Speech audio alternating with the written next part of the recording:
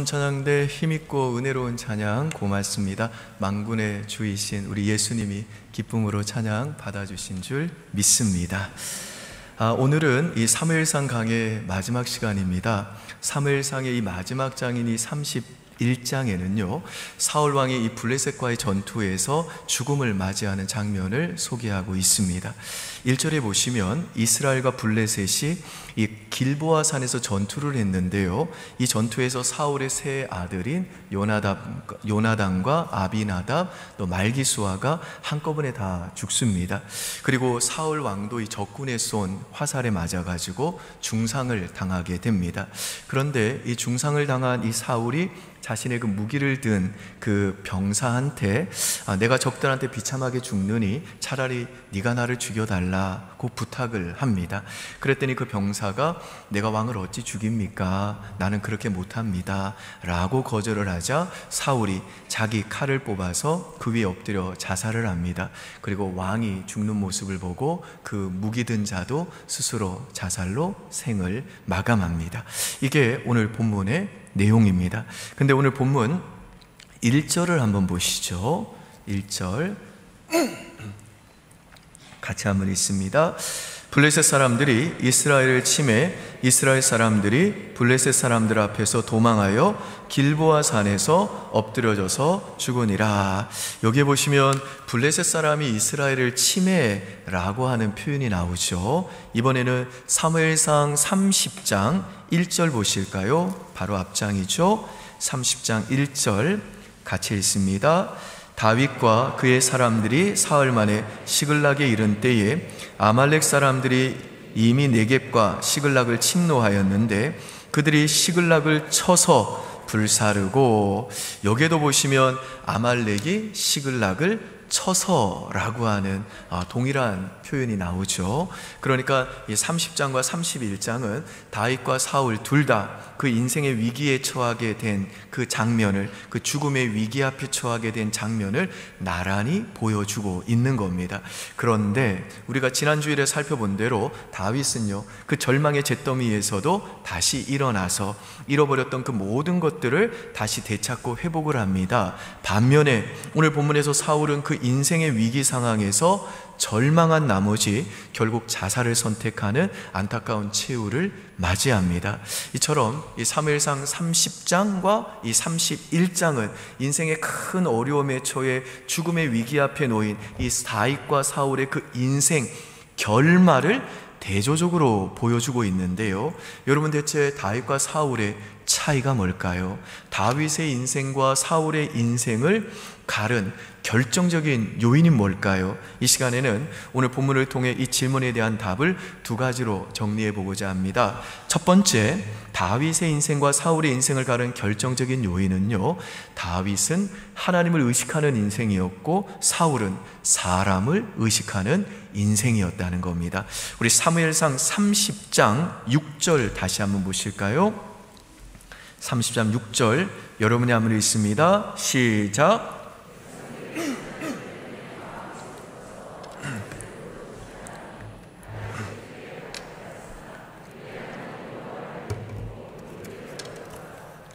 여러분 지금 다윗이 처한 상황은 그야말로 최악의 상황 아닙니까? 집들은 다 불탔죠. 재산 다 잃어버렸죠. 사랑하는 사람 다 포로로 붙잡혀갔죠. 부하들마저 이제는 다윗을 돌로 쳐서 죽이려고 하는 그 죽음의 위기, 절체절명의 위기의 순간이잖아요. 그런데 다윗은요 이런 죽음의 그 순간 앞에서도 지금 누구를 의식합니까? 다윗이 크게 다급하였으나 그 하나님 여호와를 힘입고 용기를 얻었더라. 그러니까 다윗은 이 죽음의 위기 앞에서도 사람이 아니라 하나님을 의식하는 인생이었다는 겁니다. 반면에 사울은 어땠는지 한번 보시죠. 31장 3절에서 5절입니다. 우리 저와 여러분들 한 절씩 나눠 읽겠습니다. 31장 3절에서 5절, 3절 제가 읽습니다. 사울이 패전함에 활 쏘는 자가 따라잡으니 사울이 그 활 쏘는 자에게 중상을 입은지라.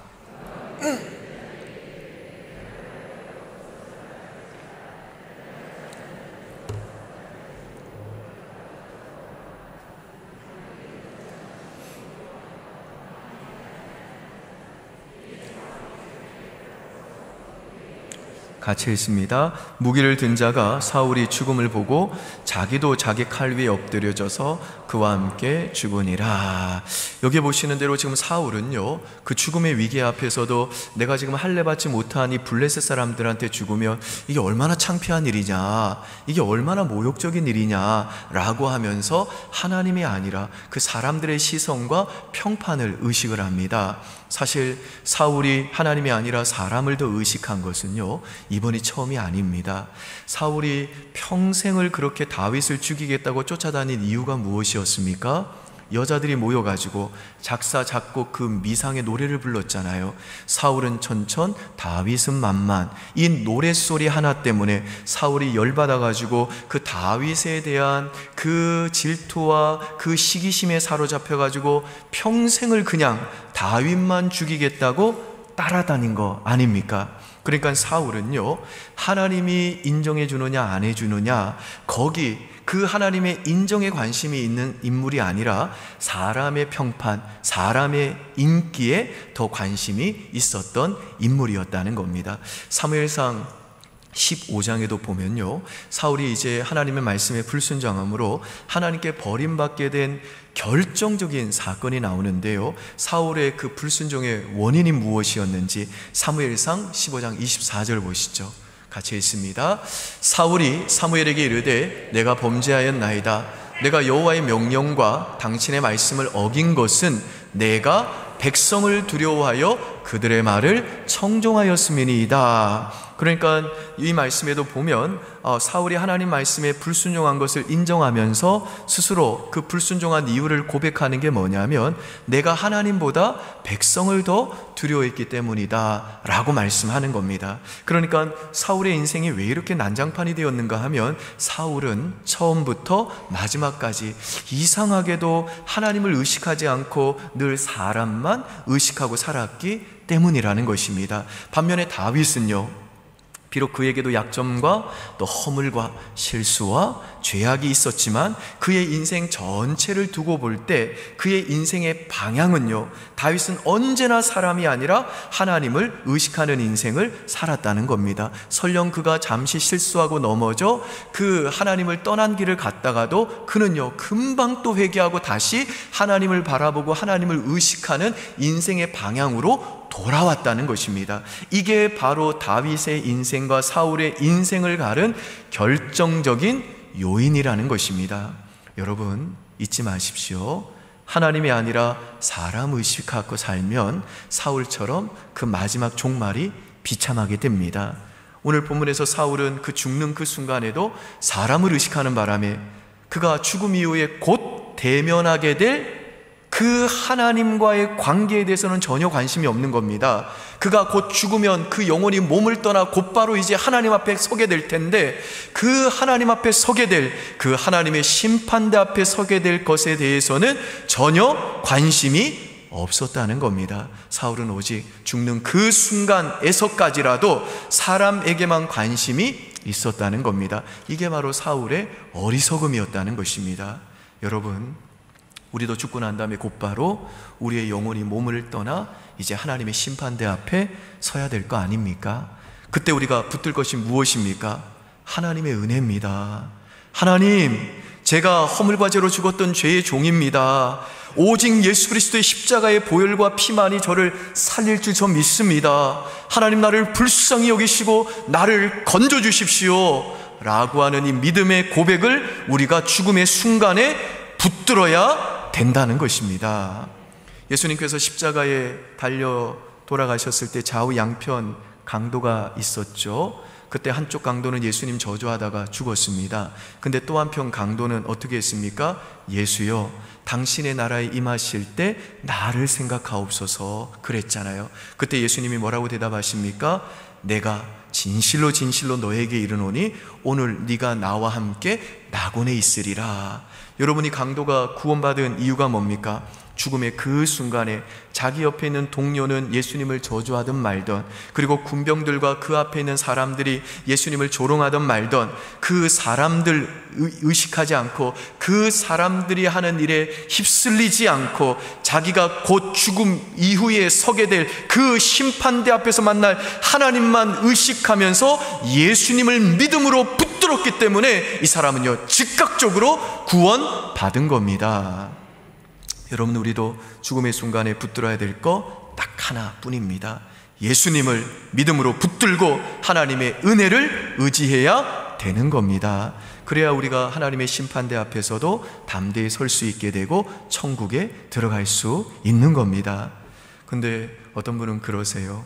내가 젊었을 때는 내가 하고 싶은 대로 마음대로 좀 살다가 내 멋대로 살다가 죽기 직전에 예수 믿으면 될 것 아니냐 그럽니다. 그런데 여러분, 이렇게 말하는 사람들은요 착각하고 있는 게 있는데, 그게 뭔지 아십니까? 자기가 언제 죽을지 안다고 착각하는 겁니다. 여러분, 우리는 언제 죽을지 모릅니다. 가다가 교통사고로 죽을지, 아파트 꼭대기에서 화분이 떨어져가지고 뒤통수에 맞아 죽을지, 갑자기 병에 걸려서 죽을지, 그건 모르는 일입니다. 내일을 우리는 장담할 수가 없는 연약한 존재들인 겁니다. 또 하나, 이런 분들이 착각하는 게 뭐냐면, 자기가 죽을 때 자기가 원하면 언제든지 예수님을 자기는 믿을 수 있다라고 착각한다는 겁니다. 아닙니다. 여러분, 제가 예전에 이런 얘기 드린 적이 있죠.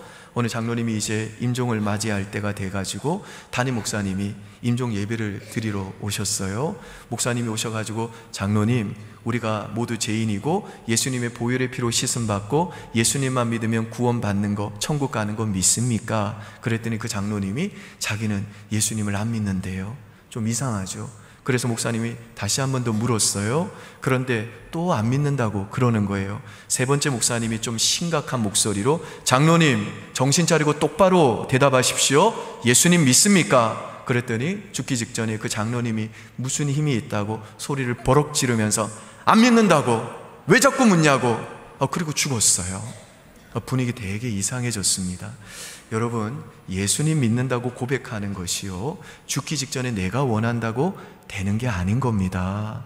성경이 그래서 뭐라고 그럽니까? 성령께서 예수를 주시라고 고백할 수 있는 은혜와 힘을 주지 않으면 그 어떤 누구도 예수를 믿음으로 고백하지 못한다 그러잖아요. 그래서 성령이 역사하지 않으면 우리는요 다 지옥에 떨어지는 인생이 될 수밖에 없는 겁니다. 아무리 목사, 장로라고 하는 타이틀이 있어도 하나님께서 믿음을 선물로 주시지 않으면 믿음을 우리는 가질 수가 없다라는 겁니다. 그리고 지금 하나님 앞에서 우리가 믿음으로 고백할 수 있는 사람이 되어야만 죽을 때도 믿음을 고백할 수 있는 사람이 된다라는 겁니다. 지금 평상시에 하나님께 기도하는 사람이 마지막 죽을 때도 기도할 수 있다는 겁니다. 여러분, 지금은 내 멋대로 살다가 그 죽음의 위기가 닥쳐오며 또 인생의 위기가 닥쳐오며 그때 하나님께 기도할 수 있을 것 같죠? 아닙니다. 평상시에 기도하지 않던 사람에게 위기가 닥치면 기도로 푸는 게 아니라 술로 풉니다. 평상시에 술로 달랬던 사람은 술로 풀게 되어 있다고요. 평상시에 도박으로 풀던 사람은 도박으로 풀게 되어 있습니다. 인간에게는 관성의 법칙이라는 게 있기 때문에 자기가 평소에 늘 했던 대로 행하는 습관이 있다는 겁니다. 그러니까 지금 우리들의 삶을 보면 우리들의 그 마지막 순간, 그 죽음의 순간이 보인다는 것입니다. 지금 하나님 믿겠다고 눈물로 고백하는 사람이 그 마지막 순간에도 눈물로 고백할 수 있는 것이지 마지막 순간에 내가 원한다고 되는 게 아니라는 것입니다. 믿음의 고백은 지금 평상시에 고백하는 사람이 죽을 때도 고백할 수 있는 것입니다. 그러므로 우리들이 마지막을 준비하기 위해서 지금 우리가 살아야 될 자세가 무엇이냐 하면 지금 순종하는 것입니다.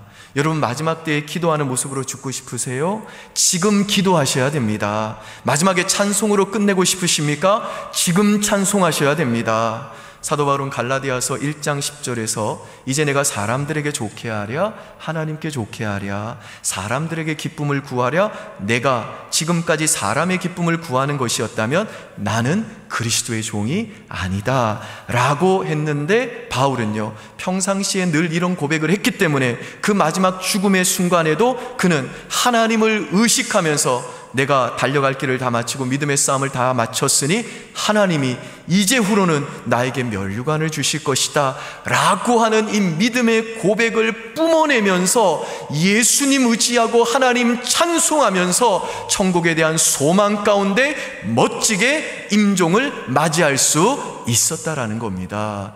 아멘이세요, 여러분? 아멘. 예전에 코미디언 심영래 씨가 용갈이라는 영화 만들었잖아요. 그래서 신지식인이 되셨잖아요. 그 용갈이라는 영화를 만들고 나서 이 심영래 씨가 기자들과 인터뷰할 때 이런 이야기를 하셨어요. 세상에는 두 종류의 인간이 있습니다. 첫째는 용갈이를 본 사람과 둘째는 용갈이를 보지 않은 사람입니다. 그때 기자들이 이 얘기를 듣고 웃었어요. 왜요? 납득이 안 됐기 때문입니다. 많은 사람들이 그 얘기를 듣고 납득하지 못하는 이유가 뭐냐 하면 도대체 용가리가 어떻게 사람을 나누는 기준이 될 수 있느냐는 것입니다. 용가리가 기준이 될 수가 없다는 것입니다. 왜 그러냐? 사람을 나누는 기준이 되려고 그러면 뭔가 차이가 있어야 될 거 아닙니까? 그런데 용가리를 본 것과 안 본 것이 무슨 차이가 있습니까? 용가리를 보기 전에는 인격이 아주 형편이 없었는데 용가리를 보고 난 다음에는 지구지순한 인격이 되었다? 그럴 리가 없잖아요. 용가리를 보기 이전에는 뭔가 삶의 목표도 없이 방황했었는데 용가리를 보고 나니까 지구를 지켜야 되겠다 라는 이 갈망이 생겼다, 그럴 리가 없잖아요. 용가리를 보든 안 보든 바뀌는 게 하나도 없다라는 겁니다. 용가리를 보고 나올 때 기껏해야 영화가 왜 이 모양이야, 광고랑은 다르네, 이렇게 푸념하거나 아니면 영화 썩 나쁘지 않은데 하고 나올 정도지, 용가리를 보기 이전의 모습이나 이후의 모습이나 별로 차이가 없다는 겁니다. 그래서 많은 사람들이 심영래 씨가 그 얘기를 했을 때 그걸 받아들이지 못한 것입니다. 웃어버린 것입니다. 그러나 여러분, 저는 오늘 이 시간 여러분에게 이렇게 말씀드릴 수 있습니다. 이 세상에는요, 오직 두 종류의 사람만이 있습니다. 첫째는 예수 믿는 사람이고 둘째는 예수 믿지 않는 사람입니다. 이건 아무도 웃는 사람이 없잖아요. 왜요? 이건 납득이 되기 때문에 그렇습니다. 왜 그렇습니까? 예수를 믿는 것과 예수를 믿지 않는 것은 확연한 차이가 있기 때문에 그렇습니다. 예수를 믿는 것과 예수를 믿지 않는 것은요, 정말 예수를 믿기 이전의 삶의 방향은 밤낮 무엇을 먹을까, 무엇을 마실까, 무엇을 입을까 하는 그런 것들에 매몰되는 인생이었는데 예수님 믿고 난 다음에 어떤 일이 벌어집니까? 하나님 나라와 그의 의를 구하는 인생으로 변화가 되더라는 것입니다. 예수 믿기 이전의 태도는 어땠습니까? 자기를 주장하는 태도, 자기 이익만을 추구하는 인생이었는데 예수 믿고 난 다음에는요, 자기를 부인하고 십자가를 지려는 태도, 장차 올 영광을 위해서 현재의 고난까지도 기쁨으로 감수할 수 있는 그런 마음이 생기더라는 것입니다. 달라지더라는 것입니다. 사람이 예수 믿고 난 다음에는 부드러워지고 겸손해지고 밝고 긍정적인 모습으로 변화가 되더라는 것입니다. 그리고 예수 믿는 사람과 예수 믿지 않는 사람은 이 땅에서뿐만 아니라 그 마지막 순간도 달라지고 그 마지막 죽음 이후의 영원한 운명도 달라집니다. 히브리서 9장 27절 한 번 죽는 것은 사람에게 정하신 것이요 그 이후에는 심판이 있으리라 라고 하는 말씀대로 사람들은 다 죽는다는 것입니다. 그리고 죽음 이후에는 반드시 심판이 있다는 겁니다. 그래서 사람들이 죽음을 다 두려워한다는 겁니다. 예수 믿는 자는요, 죽음 이후에 지옥에 간다는 겁니다. 예수 안 믿는 자는요, 죽음 이후에 지옥에 간다는 겁니다. 근데 예수 믿으면 모든 죄가 용서받고 구원받으니까, 그리고 천국이 예비되어 있기 때문에 죽음 이후에도 그 운명이 완전히 영원히 달라지게 된다는 것입니다. 예수 믿는 것과 믿지 않는 것은 이렇게 하늘과 땅 차이라는 것입니다. 예수를 믿고 안 믿고는 모든 인생과 미래와 영생이 갈라지는 문제라는 것입니다. 그래서 예수님이 요한복음 5장 24절에서 이렇게 말씀하시죠. 한번 같이 읽습니다. 시작. 내가 진실로 진실로 너희에게 이르노니 내 말을 듣고 또 나 보내신 이를 믿는 자는 영생을 얻었고 심판에 이르지 아니하나니 사망에서 생명으로 옮겼느니라. 아멘. 사망과 생명이 갈라지는 것과 마찬가지로 예수를 믿고 안 믿고는 완전히 갈라지게 된다는 것입니다. 그래서 예수님이 인생을 가르는 기준이 될 수 있다는 것입니다. 그래서 이 세상에는 오직 예수 믿는 사람과 예수 믿지 않는 사람, 이 두 종류의 사람만 있다고 말할 수 있다라는 것입니다. 그러므로 사랑하는 여러분, 오늘 여러분 중에 아직 예수님 믿지 않는 분들 혹시라도 계신다고 한다면 우리 인생에 언제 닥칠지 모르는 그 죽음의 순간이 갑작스럽게 여러분에게 닥치기 전에 오늘 이 시간에, 하나님이 여러분을 부르는 오늘 이 시간에, 하나님이 여러분 오늘 예수 믿고 구원받으라고 여러분을 불러주신 거 믿고 오늘 이 시간에 하나님, 내가 죄인입니다. 하나님, 내가 예수님을 정말 믿고 싶습니다. 나에게 예수님을 나의 구주와 주님으로 영접하는 믿음을 주십시오. 나를 구원해 주십시오. 내 죄를 씻을 것은 예수님의 보혈뿐인 줄 저 아노니 부디 예수님의 피로 내 모든 죄를 씻어주시고 천국 백성 되게 해주십시오 라고 그렇게 하나님의 은혜를 구하시기를 바랍니다. 그래서 저는 정말 오늘 이 자리에 계신 저와 여러분 모두가 정말 평상시에 사람이 아니라 늘 하나님 의식하는 삶을 살다가 죽음의 순간에도 하나님 의식하고 예수님 끝까지 의지하는 믿음 가지고 죽음마저도 당당하게 마주 대하면서 그 죽음의 순간 우리의 영혼이 몸을 떠나 천국에 당당하게 들어가는 믿음의 사람들 다 될 수 있기를 주의 이름으로 축원드립니다. 두 번째, 이 다윗의 인생과 사울의 인생을 가른 결정적인 요인은 뭐냐면요, 다윗은 말씀이 들리는 인생이었고 사울은 말씀이 들리지 않는 인생이었다는 겁니다. 우리가 그냥 넘어갔습니다마는 사무엘상 28장에 보시면요, 사울 왕이 블레셋과의 전쟁을 앞에 두고 너무너무 두렵고 불안해가지고 하나님께 묻습니다. 근데 하나님이 사울에게 아무런 대답을 안 해주십니다. 사무엘상 28장 5절과 6절 보실까요? 여러분 한번 읽습니다. 시작.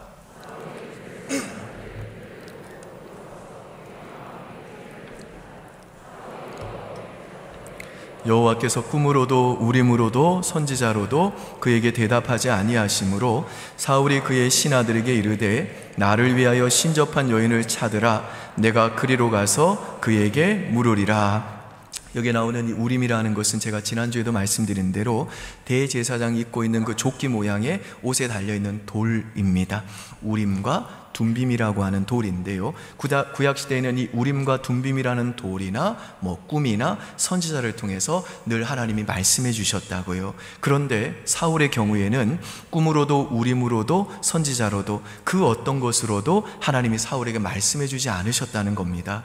왜 그렇습니까? 하나님이 아니라 늘 사람만 의식하다 보니까 어느 순간부터는 사울의 귀에 아예 하나님의 말씀이 안 들리게 되었다는 겁니다. 그래서 사울이 어떻게 하느냐, 답답한 심정에 그냥 하나님 말씀이 안 들리니까 신접한 여인을 찾아가는 죄를 범하게 되고, 바로 사울은 이 죄 때문에 이 죄에 대한 하나님의 심판을 받고 오늘 본문에서 사울이 결국에는 비참한 최후를 맞이하게 됐다라는 겁니다. 역대상 우리 10장 13절 14절 보실까요? 같이 읽습니다. 사울이 죽은 것은 여호와께 범죄하였기 때문이라. 그가 여호와의 말씀을 지키지 아니하고 또 신접한 자에게 가르치기를 청하고 여호와께 묻지 아니하였으므로 여호와께서 그를 죽이시고 그 나라를 이새의 아들 다윗에게 넘겨주셨더라. 자, 그런데 다윗은 어땠는지, 그 인생의 위기, 죽음의 위기 앞에서 다윗은 어땠는지 사무엘상 30장 7절과 8절 보시죠. 같이 한번 읽습니다. 다윗이 아히멜렉의 아들 제사장 아비아들에게 이르되 원하건대 에봇을 내게로 가져오라.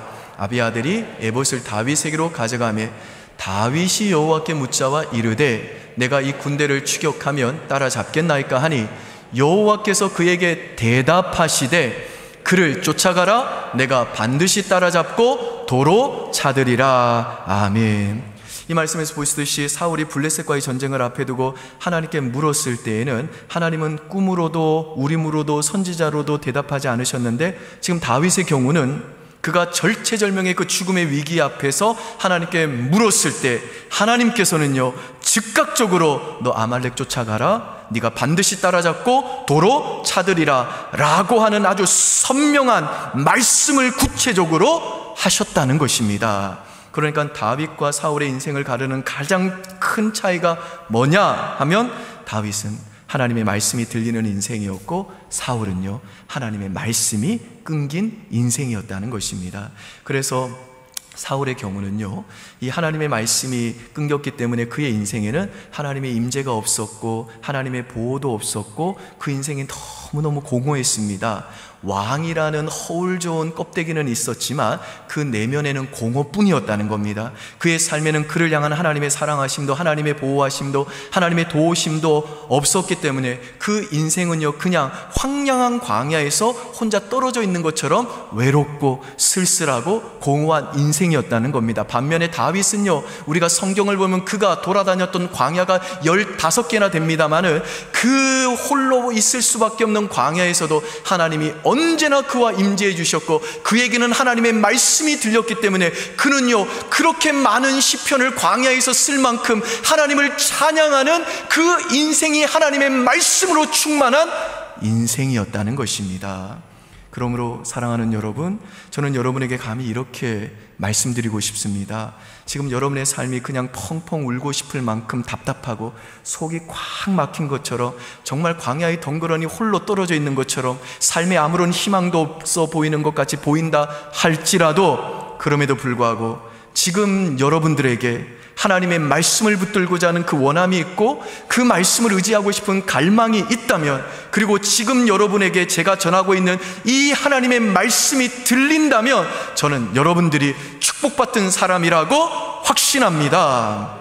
왜냐하면 인생에 아무 문제가 없어 보이지만 말씀이 들리지 않아서 영적으로 텅 비어있고 공허한 사울보다 오히려 그 치열한 고난의 가운데서도 눈물을 흘리는 그 위기의 인생 가운데서도 그래도 끝까지 하나님 붙들려고, 하나님 말씀 붙들려고 하고 하나님께 매달려서 하나님을 찾고 하나님 말씀이 들리는 다윗의 모습이 훨씬 더 영적으로 건강하고 그 인생의 결과가 훨씬 더 아름답고, 말씀이 들리는 그 인생에는 반드시 하나님이 주시는 회복의 역사가 있기 때문에 그런 겁니다. 여러분, 그렇다고 제가 지금 여러분이 만난 그 고난을 만만하게 여기고 이 말씀 드린다고 오해하지 마시기 바랍니다. 여러분, 고난은요, 사람의 인격을 파괴할 수 있습니다. 삶 전체를 파괴할 수 있다고요. 그래서 고난을 만만하게 봐서는 안 되는 겁니다. 고난과 역경은요, 무서운 것입니다. 여러분의 질병도 무서운 것입니다. 우리에게 오는 시험과 유혹도 무서운 것입니다. 인생에 찾아오는 그 고난과 역경과 시험과 유혹을 절대로 우리는 만만하게 봐서는 안 되는 겁니다. 얼떨결에 지나가면 되겠지 하면 다 망하는 것입니다. 사울과 같이 다 죽는 것입니다. 그때 우리가 살 길 오직 하나뿐입니다. 그게 뭐냐? 역경과 고난 중에도 하나님 말씀 붙드는 것, 이거 하나, 이게 바로 우리를 살린다는 것입니다. 말씀 외에는요, 인간에게 소망이 주어지는 길이 없기 때문에 그렇습니다. 그래서 내가 절망으로부터 벗어나기 위해 꼭 필요한 게 뭐냐 하면, 하나님의 말씀이 선포되는 자리를 끝까지 지키면서 내게 주시는 하나님의 음성을 들어야 된다라는 것입니다. 그러면 절망의 잿더미에서 다시 일어서게 된다라는 것입니다. 회복의 역사가 있다라는 겁니다. 믿습니까, 여러분? 아멘. 예전에 19세기 말에 시카고에 가면 시카고에 큰 화재가 난 적이 있었습니다. 그 화재가 있을 때 사람들이 다 절망했다고요. 그런데 그때 어떤 가게 하나가 그 대화재로 가게가 다 불타고 잿더미만 남고, 그 다음에 아침에 이렇게 그 잿더미가 된 그 가게 터 위에 팻말 하나 붙였습니다.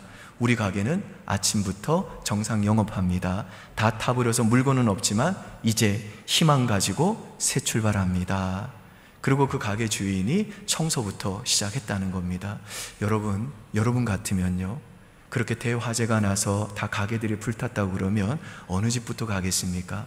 그 집부터 가지 않겠습니까? 왜요? 사람은 희망이 있는 곳에 몰리기 때문에 그렇습니다. 사람은 희망이 있는 가게에 들어가게 돼 있기 때문에 그렇습니다. 다윗 보세요. 그 절망의 잿더미에서도요, 그를 쫓아가라, 내가 반드시 따라잡고 도로 차들이라, 이 하나님의 말씀 듣고 소망 가지니까요, 그를 돌로 죽이려고 했던 그 부하들이 다시 다윗을 쫓아나요. 여러분, 우리들이 아무리 어려운 가운데 놓여 있다 할지라도 희망 붙들고 있으면요, 사람들이 함부로 무시 못합니다. 그리고 반드시 도울 자가 생기고 다시 그 희망 때문에 일어서게 되는 것입니다. 아멘이시죠, 여러분? 여러분, 호치민 아시죠? 이 베트남의 국부라고 불리는 정치 지도자였죠. 이 호치민의 행동 원칙이 뭐였냐면 이불변 응만면입니다. 한번 보시죠. 여기 보시면 이제 이 이자는 한자로 써이자를 썼어요. 써이. 그래서 이응변하면 이제 이불변하면 불변으로 응만변, 만가지 변화되는 모든 것을 대응하라는 것입니다. 그러니까 응만변, 만가지 변화되는 것을, 그 변화되는 환경과 상황에 맞게 내가 그걸 다 그대로 대응한다 그러면 나도 정신을 못 차리게 된다는 겁니다. 나도 만가지로 변해야 된다는 겁니다. 그래서 결국 내 한계 때문에 결국 내가 폭발해버리고 망하게 된다는 겁니다. 그래서 변하지 않는 거, 불변하는 것을 가지고 세상을 대응해야 승리할 수 있다라는 겁니다. 여러분, 성경은 변화되지 않는 게 누구라고 그래요? 예수님이라고 그러잖아요. 예수 그리스도는 어제나 오늘이나 영원토록 동일하시다 그러잖아요. 그렇기 때문에 우리가 변하지 않는 이 예수님을 믿음으로 붙들고 나아가면 변화되는 모든 것들과 싸워서 이길 수 있다라는 겁니다. 성경이 말하는 변하지 않는 것도 뭐가 있습니까? 이사야 40장 같은 데 보면요, 풀은 마르고 꽃은 시드나 하나님의 말씀은 영원함이니라 그러잖아요. 즉 하나님의 말씀은 절대로 변하지 않는다는 겁니다. 그래서 이 불변, 변하지 않는 이 하나님의 말씀 그대로 믿고 순종하고 나가면 응만변, 변화되는 모든 것들에 대항해서 우리가 승리할 수 있다라는 겁니다. 믿습니까, 여러분? 여러분, 세상은 다 변합니다. 다 변해요. 자식도 변합니다. 부모님들 자식 너무 믿지 마세요. 부모도 변합니다. 자식들 너무 부모 믿지 마세요. 부모도요, 자식이 용돈 주면 좋아하고 안 주면 싫어해요. 얼굴 찡그려요. 제가 예전에 한번 말씀드렸죠. 저랑 제 동생이 매달 얼마 안 됩니다만 아버지께 용돈을 계좌로 보내드린다고. 특정 은행을 제가 홍보하는 건 아닙니다만 국민은행 계좌로 보내드린다고요. 그런데 한 번은 제 동생이 아버지께 용돈을 보내드리는 걸 깜빡했나 봐요. 그러니까 저희 아버지가 제 동생한테 전화를 했대요. 그래서 제 동생이 전화 보니까 아버지라고 뜨잖아요. 그래서 아버지 하고 전화 보내니까 저희 아버지가요, 아무 말도 안 하시고 그냥 국민은행 하고 전화를 끊으셨대요. 무슨 말이에요? 돈 빨리 붙여라, 그 말이잖아요. 자식이 용돈 안 주면요, 부모도 변합니다. 여러분, 우리 사회 한번 보세요. 어미가 어떻게 젖먹이를 버릴 수 있겠느냐 그러지만 요즘은요, 젊은 사람들이 그냥 사고치고 아이 낳고 그거 책임 안 지고 자기들은 밤새도록 게임하고 그 젖먹는 자식 그냥 방치해도 때로는 버리는 거 우리 종종 보잖아요. 그러나 우리 하나님은요, 여인이 어찌 그 젖먹는 자식을 잊겠으며 자기 태에서 난 아들을 긍휼히 여기지 않겠느냐. 그들은 혹시 잊을지라도 나는 너 잊지 않는다. 나는 너 절대로 버리지 않는다. 나는 너를 결단코 떠나지 않는다 라고 말씀하시잖아요. 그러니까 이 세상의 모든 것은 변하지만 우리 하나님은요, 변하지 않는다는 것입니다. 그래서 이 불변, 변하지 않는 이 하나님, 변하지 않는 이 예수님, 변하지 않는 이 하나님의 영원한 말씀 믿음으로 붙들고 나가면 응만변, 변화되는 모든 것들을 대응하여 우리가 이길 수 있다라는 겁니다. 바로 이게 우리가 가진 믿음이고, 이 믿음이 바로 절망의 잿더미에서도 주저앉는 있는 우리들에게 다시 소망을 주어 일어나게 만들고 잃어버린 모든 것들을 되찾고 다시 회복하게 만드는 하나님의 능력이라는 것입니다. 믿습니까? 아멘. 자, 이제 말씀 정리합니다. 다윗의 인생과 사울의 인생, 가른 결정적인 요인 두 가지 살펴보았습니다. 첫째, 다윗은 하나님을 의식하는 인생이었고 사울은 사람을 의식하는 인생이었습니다. 둘째, 다윗은 말씀이 들리는 인생이었고 사울은 말씀이 들리지 않는 인생이었습니다. 바라기는 저와 여러분 모두 사울이 아닌 이 다윗의 길을 걸어가는 믿음의 사람들 다 되시기를 주의 이름으로 축원드립니다. 아멘. 기도하겠습니다. 아버지 하나님, 다윗과 같은 인생 되기를 원합니다. 우리도 다윗처럼 넘어지고 실수하지만 우리의 인생의 큰 흐름을 보았을 때 우리도 넘어지고 실패할지라도 다시 우리의 인생의 방향이 하나님께로 터닝하는 방향, 터닝하는 인생 되게 하시고, 그래서 늘 부족하고 연약하지만 하나님을 의식하는 인생 되게 하시고, 다윗처럼 어떤 위기의 순간에도 하나님 바라보고 의지할 때 하나님의 말씀이 들리는 복된 인생 되도록 은혜 내려 주시옵소서.